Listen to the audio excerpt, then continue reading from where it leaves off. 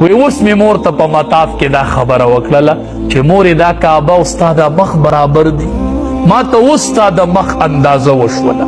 پلاره ما اوس وپېژندلې. زه هم ته پلار هلته بوځه چې وی پیژنې.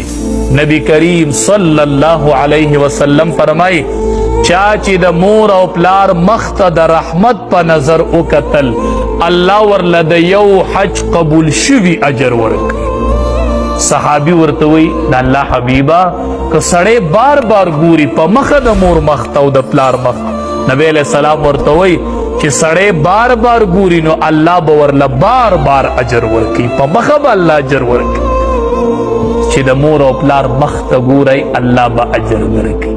او بیا په رمضان المبارک کې مور ته وایه پلار ته وایي زه د روژه ماتې تیارومه ته کښېنه. ابو وایي چې زه څه کومه؟ وایي ته ماته لږه دعا کوه د روژه ماتې ټیم دی، زه به دله شربت برابرومه ته دعا کوه، زه به دله سالن برابرومه.